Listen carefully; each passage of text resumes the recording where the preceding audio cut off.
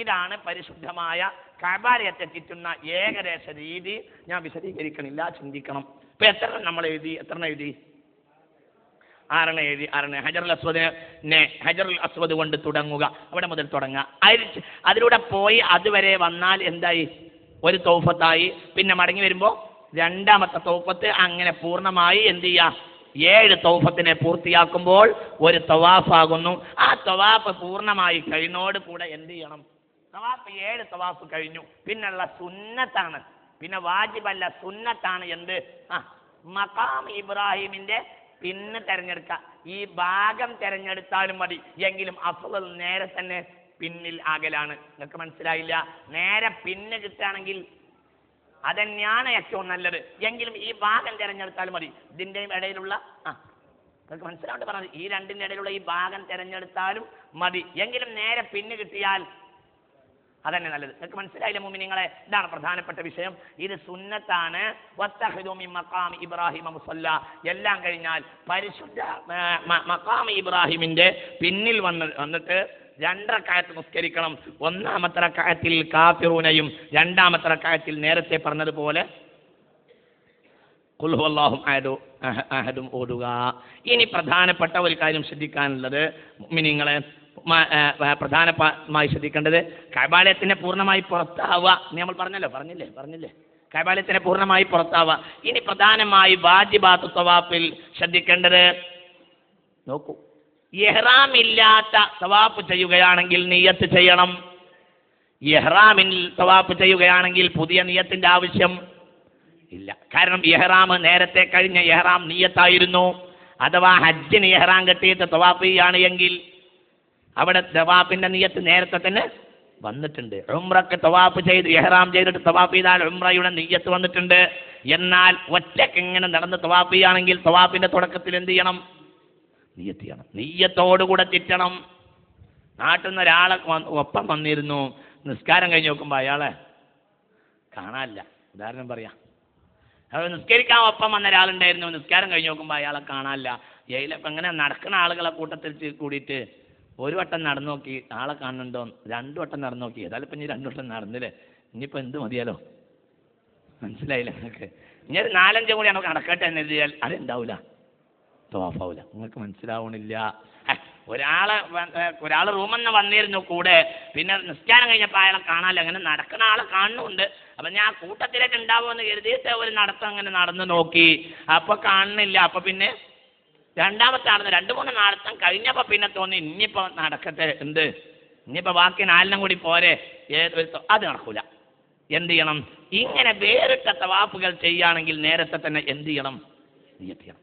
ഇതാണ് തവാഫിന്റെ വാജിബാത്തുകൾ. തവാഫിന്റെ സുന്നത്തുകൾ ശ്രദ്ധിക്കുക. തവാഫിന് ചില സുന്നത്തുകൾ ഉണ്ട്. തവാഫിന്റെ സുന്നത്തുകൾ ശ്രദ്ധിക്കുക പ്രിയപ്പെട്ട മുഅ്മിനീങ്ങളെ. ഒന്ന്, നടന്നുകൊണ്ടാകൽ.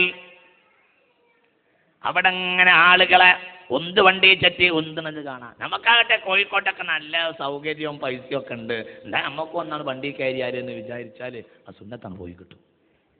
എത്രയോ ഒരു ഉന്താനിനെ വെച്ച് ഉന്താ 100 റിയാലാന്ന് ആയിക്കോട്ടെ, 100-150 ഇഷ്ടം പോലെ. ഒരു കുട്ടി ഷാർജയിലാണ്, മറ്റേ 2 കുട്ടികൾ കുവൈത്തിലാണ്. ഉള്ള സൗകര്യമൊക്കെ എന്താണെങ്കിലും നമുക്ക് ബുദ്ധിമുട്ടൊന്നുമില്ല എന്ന് വിചാരിക്കരുത്. നടന്നുകൊണ്ടാവണം, അവനവൻ നടന്നുകൊണ്ട് തന്നെ ചെയ്യേണ്ടതാണ്. നോക്കൂ, രണ്ടാമത്തത് ശേഷം സഅയ് വരുന്ന തവാഫുകളിൽ ഇൽത്തിബായ് ചെയ്യണം. ഇൽത്തിബായ് എന്നാൽ വലത്തെ ചുമൽ തുറന്നിടുക. ശേഷം സഅയ് വരുന്ന തവാഫിൽ സഅയ് വരുന്ന തവാഫ് ആകണം. അഥവാ സുന്നത്തായ തവാഫിൽ ഇങ്ങനത്തെ ഒരു നിബന്ധന ഇല്ല. അതോടുകൂടെ തന്നെ വിദാഇന്റെ തവാഫിലുമില്ല. അത് കഴിഞ്ഞാൽ പിന്നെ അവിടുന്ന് പോരുകയാണ്. നിങ്ങൾക്ക് മനസ്സിലായില്ലേ? വലത്തെ ചുമൽ തുറന്നിടുകയും ഇടത്തെ ചുമൽ മൂടുകയും ചെയ്യുന്നതിന് ഇൽത്തിബായ് എന്ന് പറയുന്നു. അത് ശേഷം സഅയ് വരുന്ന തവാഫുകൾക്ക് മാത്രം സുന്നത്താണ്, വാജിബല്ല. അതേപോലെ പ്രധാനമായി ശ്രദ്ധിക്കേണ്ട ഒരു കാര്യം, ശേഷം സഅയ് വരുന്ന തവാഫുകളിലെ ആദ്യത്തെ 3 തവാഫുകളിൽ പുരുഷന്മാർ റമൽ നടക്കേണ്ടതാണ്. കുറച്ച് ധൃതിയിൽ നടക്കുക. ഈ വലത്തെ ചുമൽ തുറന്നിടലും ആർക്കേ ഉള്ളൂ? പുരുഷന്മാർക്ക്. ശേഷം സഅയ് വരുന്ന തവാഫുകളിൽ ഓടിച്ച് നേരം വൈകിയോ ഇപ്പം അവസാനിപ്പിക്കും പെട്ടെന്ന്. ശേഷം സഅയ് വരുന്ന തവാഫുകളിൽ ശേഷം സഅയ് വരുന്ന തവാഫുകളിൽ പുരുഷന്മാർ ആദ്യത്തെ 3 ഷൗത്തുകളിൽ ആദ്യത്തെ 3 തൗഫത്തുകളിൽ അവര് റമൽ നടത്തം സുന്നത്താണ്. അടുത്തടുത്ത് കാലടികൾ വെച്ചിട്ട് കുറച്ച് ധൃതിയിൽ നടക്കാൻ ശ്രമിക്കുക, കുറച്ച് ധൃതിയിൽ നടക്കുക. ഇതിനാണ് റമൽ എന്ന് പറയുന്നത്. അതേപോലെ തന്നെ ഹജറുൽ അസ്വദിനെയും റുക്കുനുൽ യമാനിയെയും തൊട്ടുമുത്തുക, ഇതും സുന്നത്താണ്. റുക്കുനുൽ യമാനിയെ ചുംബിക്കൽ സുന്നത്തില്ല, തൊട്ടുമുത്തലേ സുന്നത്തുള്ളൂ. ഹജറുൽ അസ്വദിനെയാണ് ചുംബിക്കലും തലവെക്കലും സുന്നത്തുള്ളത്, ഹജറുൽ അസ്വദിനെയാണ് എന്ന് പ്രിയപ്പെട്ട മുഅ്മിനീങ്ങളെ. അതുപോലെ ശ്രദ്ധിക്കേണ്ട തവാഫിന്റെ മറ്റൊരു സുന്നത്തെ തുടർച്ചയായി ചെയ്യുക. എന്നാൽ തുടർച്ച മുറിഞ്ഞാൽ ജമാഅത്തിന് വേണ്ടിയോ അല്ലെങ്കിൽ ശുദ്ധി നഷ്ടപ്പെട്ടാലോ ഇടക്ക് മുറിഞ്ഞത് കൊണ്ട് കുഴപ്പമൊന്നും വരില്ല. തുടർച്ചയായി ചെയ്യൽ സുന്നത്താവുന്നു. പറഞ്ഞല്ലേ നിങ്ങൾ? ചായ കൊടുത്തോളൂ, നിങ്ങൾ ശ്രദ്ധിക്കും. ചായ കൊടുത്തോളൂ, നിങ്ങൾ ശ്രദ്ധിക്കും. മനസ്സിലായില്ല? വളരെ ചിന്തിക്കണം. തവാഫിൽ പ്രധാനമായ സുന്നത്തിലൊരു കാര്യം, 7 തൗഫത്തുകളും എന്ത് ചെയ്യണം? 7 തൗഫത്തുകളും തുടർന്ന് ചെയ്യണം. എന്നാൽ ഇടയിൽ എന്ത് വന്നു? നമ്മൾ തവാഫ് ചെയ്തുകൊണ്ടിരിക്കുന്ന നേരത്താണ് നിസ്കാരം ഉണ്ടായത് എങ്കിൽ നിസ്കാരത്തിന് വേണ്ടി നമ്മൾ തവാഫിനെ മുറിച്ചു. അപ്പോഴത്തേന് 4 തൗഫത്ത് കഴിഞ്ഞിട്ടുണ്ട്, എന്നിട്ട് നിസ്കരിച്ചു. എന്നിട്ട് പിന്നെ എന്ത് മതി? 4 തൗഫത്ത് കഴിഞ്ഞു, നിസ്കാരത്തിൽ പങ്കെടുത്തു. ഇനി എത്ര ചെയ്താൽ മതി? 3. മനസ്സിലായോ? അല്ലെങ്കിൽ 3-4 തൗഫത്ത് കഴിഞ്ഞപ്പോഴത്തിന് ഉളു പോയി. അപ്പൊ പുറത്തിറങ്ങി വന്നിട്ട് എന്ത് ചെയ്തു? ഒന്നുവെടുത്ത് മടങ്ങി. എന്നാൽ പിന്നെ എന്ത് ചെയ്താൽ മതി? 3-2 സൗകര്യത്തിന്. മനസ്സിലായില്ലേ? കാരണം എന്തേ ഉള്ളൂ അവിടെ? സുന്നത്ത് മാത്രമേ ഉള്ളൂ, എന്തില്ല? തുടർച്ചയായി 7 ചെയ്യുക എന്നുള്ളത് സുന്നത്തേ ഉള്ളൂ, എന്തല്ല, വാജിബല്ല. ശ്രദ്ധിക്കുക പ്രിയപ്പെട്ട മുഅ്മിനീങ്ങളെ. അതുപോലെ പ്രധാനമായി ചിന്തിക്കേണ്ടത് മറ്റൊരു പ്രധാനപ്പെട്ട തവാഫിന്റെ സുന്നത്ത് അദ്ദിക്റു വദ്ദുആഉ വഖിറാഅത്തുൽ ഖുർആൻ. ദിക്ർ ചൊല്ലുക, ദുആ ചെയ്യുക, ഖുർആൻ ഓതുക. തവാഫിലായിട്ട് ഒരു ഖത്തം തീർക്കുന്നവരെ കാണാം, വളരെ നല്ല കാര്യമാണ്. ദിക്ർ ദുആനെ പേരിപ്പിക്കുക. കാന അക്സറു ദുആഹി സ്വല്ലല്ലാഹു അലൈഹി വസല്ലം ഫി തവാഫി റബ്ബനാ ആതിനാ ഫിദ് ദുനിയ ഹസന വഫിൽ ആഖിറതി ഹസന വഖിനാ അദാബന്നാർ. മക്കയിൽ നമുക്ക് അവിടുന്ന് തവാഫിന്റെ ഒരു അദ്കാറിന്റെ ഒരു പുസ്തകം വാങ്ങാൻ കിട്ടും. അതിലുള്ള ദിക്ർ തന്നെ ചെല്ലൽ അത്ര വാജിബൊന്നും ഇല്ല. അതിൽ 1-ാമത്തെ ഷൗത്തിൽ ഇന്ന ദിക്ർ, 2-ാമത്തേൽ ഇന്ന ദിക്ർ, 3-ാമത്തേൽ ഇന്നതെന്നൊക്കെ ഉണ്ട്, നല്ലതാണ്. ഇനി അത് തന്നെ വാജിബൊന്നും ഇല്ല. കാരണം അക്സറു ദുആഇഹി സ്വല്ലല്ലാഹു അലൈഹി വസല്ലം ഫി തവാഫി, റസൂലുള്ളാഹി സ്വല്ലല്ലാഹു അലൈഹി വസല്ലം തന്റെ തവാഫിൽ കൂടുതലായി ചൊല്ലിയിരുന്ന വാക്ക് റബ്ബനാ ആതിനാ ഫിദ് ദുനിയാ ഹസന വഫിൽ ആഖിറതി ഹസനതൻ വഖിനാ അദാബന്നാർ എന്നാണ്. നോക്കൂ, അല്ലാഹു നാഫിയായ ഇൽമിനെ തരട്ടെ. ശേഷം സഅയ് വരുന്ന തവാഫ് എന്ന് പറയുന്നത് ഒന്ന് ഖുദൂമിന്റെ തവാഫിൽ ശേഷം സഅയ് ഉദ്ദേശിച്ചിട്ടുണ്ടെങ്കിൽ അങ്ങനെ വരും. പിന്നെ ഉംറയിൽ ഏതായാലും വരും. പിന്നെ ഇഫാദത്തിന്റെ തവാഫിന് ശേഷം നേരത്തെ ഖുദൂമിന് തവാഫ് ശ്രദ്ധിക്കുക. നേരത്തെ ശേഷം സഅയ് വരുന്ന തവാഫ് ഏതാന്നാ ചോദിച്ചത്. അതിന് ഞാൻ ഒറ്റ അടിക്കാൻ മറുപടി പറഞ്ഞുതരാം. ഖുദൂമിന് ഹജ്ജിന് ഇഹ്റാം കെട്ടിയ ആൾക്ക് ഖുദൂമിന്റെ തവാഫിന് ശേഷം നേരത്തെ അയാൾക്ക് എന്ത് ചെയ്യാം? സഅയ് ചെയ്ത് വെക്കാം. എങ്കിൽ അപ്പോൾ ഖുദൂമിന്റെ തവാഫിൽ എന്ത് ചെയ്യണം? സഅയ് ഉദ്ദേശമുണ്ടെങ്കിൽ അയാൾക്ക് എന്ത് ചെയ്യണം? ഈ പറഞ്ഞ നിബന്ധനകൾ പാലിക്കേണ്ടതാണ്. എങ്കിൽ പിന്നെ ഇനി അയാൾക്ക് അറഫയിൽ നിന്ന് വന്നാൽ എന്ത് മതി? ഇഫാദത്തിന്റെ തവാഫ് മാത്രം നടത്തിയാൽ മതി. പിന്നെ അയാൾക്ക് സഅയ് ഇല്ല എന്നല്ല. ഖുദൂമിന്റെ തവാഫിന് ശേഷം സഅയ് ചെയ്തിട്ടുണ്ടെങ്കിൽ ഇഫാദത്തിന്റെ തവാഫിന് ശേഷം സഅയിലേക്ക് മടങ്ങൽ കറാഹത്താണ്. ശ്രദ്ധിക്കണം, ഒന്നുകൂടി ഞാൻ പറഞ്ഞുതരാം. മനസ്സിലായില്ലേ? ഹജ്ജിന് ഇഹ്റാം കെട്ടി വന്ന ആൾക്ക് നേരത്തെ ഇഫാദത്തിന്റെ തവാഫല്ല, നേരെ കയറി വന്നാൽ മക്കയിലേക്ക് ഹജ്ജിന് ഇഹ്റാം കെട്ടി പ്രവേശിച്ചു. അയാൾ ഹജ്ജിന് ഇഹ്റാം കെട്ടി മക്കയിൽ പ്രവേശിച്ചത് ദുൽഹജ്ജ് 5-ന്. അപ്പൊ അയാൾക്ക് എന്തില്ല? ഉംറക്ക് ഇഹ്റാം കെട്ടിയിട്ടില്ല. അല്ലെങ്കിൽ ഹജ്ജിന്റെ ഉംറിന്റെ ഇഹ്റാം അയാൾക്ക് രണ്ടും അയാൾ കൂടുതലാണ് ചെയ്തിട്ടുള്ളത്. അങ്ങനെയൊക്കെ വെക്കുക. അല്ലെങ്കിൽ ഉംറക്ക് ഇഹ്റാം ഇപ്പോൾ ചെയ്തിട്ടില്ല, അങ്ങനെയൊക്കെ വെക്കൂ. ഇയാൾ ദുൽഹജ്ജ് 5-ന് തന്നെ എന്തായി? മക്കയിൽ കയറി. എങ്കിൽ അയാൾക്ക് എന്ത് ചെയ്യണം? അയാൾ ഖുദൂമിന്റെ തവാഫ് ചെയ്യണം. ഈ ഖുദൂമിന്റെ തവാഫ് ചെയ്യുമ്പോൾ തന്നെ ഇപ്പൊ ഹജ്ജ് ആയോ? ഇല്ല. ഹജ്ജ് എന്നാ തുടങ്ങുന്നത്? ദുൽഹജ്ജ് 9-ന്. എങ്കിൽ ഈ ഖുദൂമിന്റെ തവാഫ്, ഇനി ഹജ്ജിന്റെ തവാഫ് വേറെ ഉണ്ട്. ഏത്? അറഫയിൽ നിന്ന് വന്നതിന് ശേഷം എന്തുണ്ട്? ദുൽഹജ്ജ് 10-ന്റെ തലേ രാത്രി പകുതി കഴിഞ്ഞാൽ വഖത്താവുന്ന തവാഫാണ് ഏത്? ഇഫാദത്തിന്റെ തവാഫ്. അത് പിന്നീട് വരുന്നുണ്ട്. എന്നാൽ ഖുദൂമിന്റെ തവാഫിന് ശേഷം തന്നെ ഒരാൾക്ക് എന്തു ചെയ്യാം? സഅയ് ചെയ്ത് വെക്കാം. എന്തിന്? പിന്നീട് തിരക്കുണ്ടാവുമല്ലോ എന്ന് പരിഗണിച്ച്.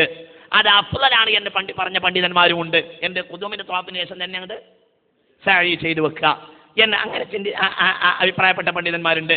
ശരിക്കും അപ്പൊ ഖുദൂമിന്റെ തവാഫ് ചെയ്തു. ആ ഖുദൂമിന്റെ തവാഫിന് ശേഷം അയാൾ എന്തുദ്ദേശിക്കുന്നു? സഅയ് ചെയ്യാൻ ഉദ്ദേശിക്കുന്നു എങ്കിൽ അയാൾ ഇൽത്തിബാഅ് ചെയ്യണം, റമൽ നടക്കണം, ഒക്കെ ചെയ്യണം. അങ്ങനെ ചെയ്ത ആള് ഖുദൂമിന്റെ തവാഫിന് ശേഷം സഅയും ചെയ്യണം. പിന്നെ അയാൾ സഅയ് മടക്കാൻ പാടില്ല. അങ്ങനെ ഉണ്ടോ നിങ്ങൾക്ക് മനസ്സിലാവണില്ലേ?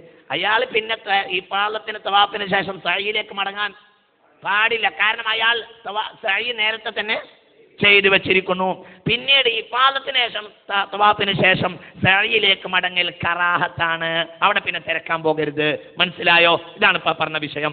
പിന്നെ ഉംറയുടെ ഇഹ്റാം ചെയ്ത വന്ന ആള് ഉംറക്ക് ഇഹ്റാം ചെയ്ത അന്നാൾ തവാഫിന് ശേഷം അയാൾക്ക് എന്തുണ്ടല്ലോ സഅയ് ഉണ്ടല്ലോ. ഇങ്ങനെ അല്ലെങ്കിൽ ഈ പാദത്തിന് തവാഫ് നേരത്തെ ഖുദൂമിന് തവാഫിന് ശേഷം എന്ത് ചെയ്തിട്ടില്ല? സഅയ് ചെയ്തിട്ടില്ല. അയാൾക്കും ഈ പാദത്തിന് ശേഷം എന്തുണ്ട്? സഅയുണ്ട്. അപ്പോൾ ആ ഇഫാദത്തിന്റെ തവാഫിലും ഇൽത്തിബാഉം റമലും ഉണ്ട്. എന്നാൽ ഖുദൂമിന് ശേഷം സഅയ് ചെയ്ത ആൾ ഇഫാദത്തിന് ശേഷം പിന്നീട് സഅയ് ഇല്ലാത്തത് കൊണ്ട് അയാൾ സഅയ് പിന്നീട് വരാത്ത തവാഫ് ചെയ്യുന്നത് കൊണ്ട് ഇൽത്തിബാഉ റമൽ പോലത്തെ കാര്യം അയാൾക്ക് സുന്നത്ത് ഇല്ല. മനസ്സിലായില്ലേ പറഞ്ഞത്? ഇപ്പൊ മനസ്സിലായില്ലേ? ഇതാ വിഷയം. ഒന്ന് നോക്ക്, നിങ്ങൾ പ്രധാനമായി ചെയ്യേണ്ടത് പണ്ഡിതന്മാർക്ക് അത് ഒരു മുർത്തറായ സംഗതി ആയതുകൊണ്ട്, ഒരു ലറൂറത്തിന്റെ സംഗതിയാണ്, അതുകൊണ്ട് അത്തരം സാഹചര്യങ്ങൾ തൊടുന്നത് കൊണ്ട് അവന്റെ വുളൂ മുറിയില്ല എന്നാണ് പ്രധാനമായ അഭിപ്രായം. ഇവിടെ രണ്ട് നിബന്ധനകൾ പാലിക്കാറുണ്ട്. ഒന്ന്, ലാമിസിൻ്റെതേ തൊടുകയുള്ളൂ, മൽമൂസിൻ്റെത് തൊടൂല, മുറിയൂല. മനസ്സിലായില്ല? ലാമിസിൻ്റെത് തൊട്ടവന്റെ വുളൂവേ മുറിയുള്ളൂ, തൊടപ്പെട്ടവന്റെ വുളൂ മുറിയില്ല എന്ന മദ്ഹബ് സ്വീകരിക്കാറുണ്ട്. ഒന്ന്, അപ്പോൾ അവൻ അങ്ങോട്ട് പോയി തൊട്ട സാഹചര്യത്തിലാണെങ്കിൽ മതി എന്ത് കൊടുക്കൽ, അങ്ങനെ അഭിപ്രായം. ഇവൻ അറിയാതെ അങ്ങോട്ട് തൊടപ്പെട്ടതാണെങ്കിൽ പ്രശ്നമില്ല, ഒരഭിപ്രായം. രണ്ട്, ഒരു മുൽത്തറായ സാഹചര്യമായതുകൊണ്ട് ലാ യുകല്ലിഫുല്ലാഹു നഫ്സൻ ഇല്ലാ ഉസ്അഹാ. മൂന്ന്, ഈ വിഷയത്തിൽ മഹാനായ ഇമാം അബൂ ഹനീഫ റളിയല്ലാഹു അൻഹുവിന്റെ മദ്ഹബ് തഖ്ലീദ് ചെയ്യാവുന്നതുമാണ്. 4 മദ്ഹബും ബഹുമാനപ്പെട്ട മഹാന്മാരായ ഉലമാക്കൾക്ക് 4 മദ്ഹബും നമുക്ക് തഖ്ലീദ് ചെയ്യാവുന്നതാണ്. അത് 4 മതം അല്ല, മതത്തിന്റെ ഉള്ളിലെ 4 അഭിപ്രായമാണ്. മനസ്സിലായില്ലേ? അബൂ ഹനീഫ തങ്ങളും ഇമാം മാലിക്കും ഒക്കെ നമ്മുടെ ഇമാമിങ്ങൾ തന്നെയാണ് റളിയല്ലാഹു അൻഹും. ഇങ്ങനെയൊക്കെ ചെയ്യാവുന്നതാണ്. പക്ഷെ പ്രശ്നം പറയട്ടെ, ഇത്തരം അതൊക്കെ തെക്ലീഫിന്റെ നേരായതുകൊണ്ടാണ്. തെക്ലീഫ് കഴിയാത്ത സാഹചര്യം ആയതുകൊണ്ട്, ബുദ്ധിമുട്ടിന്റെ നേരം ആയതുകൊണ്ടാണ് ഈ പറയുന്നത്. അല്ലാതെ പെണ്ണുങ്ങളെ തൊട്ടാൽ എന്താവും? ഒന്ന് മുറിയും. അത് ശരി തന്നെയാണ്. പെണ്ണുങ്ങളെ തൊട്ടാൽ ഒന്ന് മുറിയും എന്ന കാര്യത്തിൽ തർക്കമില്ല. അത് ഈ വിഷയത്തിൽ ബഹുമാനപ്പെട്ട ഇമാം ഷാഫി റളിയല്ലാഹു അൻഹു കണിശമായി പറഞ്ഞിട്ടുണ്ട്. നേരിയ അഭിപ്രായ വ്യത്യാസങ്ങളൊക്കെ മറുകക്ഷിയിൽ ഉണ്ടെങ്കിൽ തന്നെ ഇത് വളരെ പ്രധാനപ്പെട്ട അഭിപ്രായം തന്നെയായിട്ടാണ് പണ്ഡിതന്മാർ രേഖപ്പെടുത്തിയിട്ടുള്ളത്. അത് ശ്രദ്ധിക്കേണ്ടത് തന്നെയാണ്. എന്നാൽ തെക്ലീഫ് വളരെ ബുദ്ധിമുട്ടിയ നേരമായതുകൊണ്ടാണ്. ബുദ്ധിമുട്ടിയ നേരത്തെ കള്ളുടിക്കാലോ, അത് നിയമാക്കാൻ പറ്റും. മരിക്കാനും ഒരാൾ ഒരുങ്ങാണ്, തൊണ്ടയിൽ വെള്ളം പറ്റി, ഇപ്പൊ ഇനി വീഴും, തൊണ്ട ഒന്ന് നനച്ചിട്ടില്ലെങ്കിൽ ഇപ്പൊ വീണ് മരിച്ചു പോകും എന്ന സാഹചര്യം കണ്ടു. അടുത്തൊന്നും ഒരു വെള്ളം വിളിച്ചു വയ്ക്കാൻ വരെ ചാൻസ് ഒന്നും കിട്ടിയില്ല. തൊട്ടടുത്ത് കിടക്കുന്നത് ഒരു കള്ളിന്റെ ഗ്ലാസ്സാണ്. കുടിച്ചൂടെ? എന്തെങ്കിലും നേരിട്ട് നോക്കണം. കുടിച്ചൂടെ? കുടിക്കാം. എത്ര കുടിക്കാം? ജീവനെ നിലനിർത്തുന്ന ഘടകം കുടിക്കാം. കുടിച്ചപ്പോ തിരക്കടില്ലാന്ന് തോന്നി, എന്നാ ഇപ്പൊ ഈ ക്ലാസ് ഫുള്ളായിട്ട് കുടിച്ചില്ല. അല്ല, അതൊക്കെ എന്തുകൊണ്ട് ലാ യുകല്ലിഫുല്ലാഹു നഫ്സൻ ഇല്ലാ ഉസ്അഹാ, അതൊക്കെ അങ്ങനെ ഉണ്ടല്ലോ. അതൊക്കെ ലറൂറത്തിന്റെ ഹാലത്തുകളാണ്. അതൊന്നും നിയമമാക്കാൻ പറ്റുകയില്ല.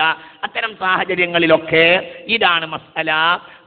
പരമാവധി നമ്മൾ അങ്ങോട്ട് തൊടാതെ ഇരിക്കുക. ബഹുമാനപ്പെട്ട അബൂ ഹനീഫ റളിയല്ലാഹുവിന്റെ വീക്ഷണത്തെ തഖ്ലീദ് ചെയ്യാവുന്നതാണ്.